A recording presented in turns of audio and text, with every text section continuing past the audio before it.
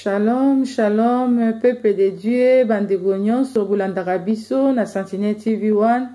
Topesi bino lisusu ba shalom partout oyo bozali kolanda biso. Ya solo mikolo yo tobanzi tozolanda proverbe 30-30 te azana mobembo na Afrique,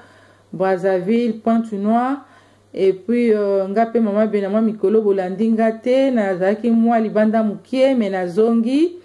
Yango na vraiment mikolo nyonso bobanda kolanda biso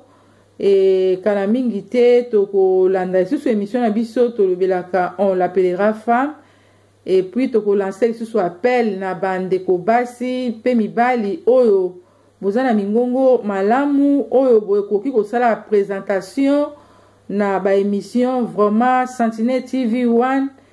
et zali vraiment kosala appel na bino Canada, Paris, partout oyo vraiment tokoki ko représenter Sentinelle TV1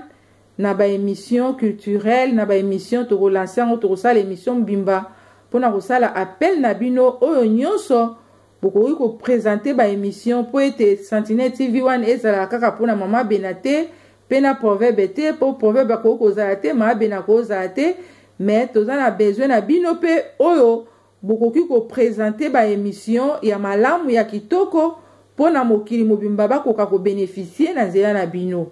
Alors le lot vraiment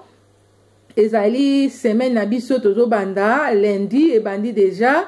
et sengeli to bandaka journée ko banda semaine ko kabangu na kati na maboko na Nzambe. Alors lelo na lingi vraiment to sala intercession ensemble na bino ko bondela pona semaine oyo ko kabango na maboko na Nzambe bana na biso bazokende ba classe biso moko misala ba projet nyonso tu wana ko pesa na maboko na Nzambe afeke Nzambe atambula na biso azana na biso elongo parce que Bible lobi ke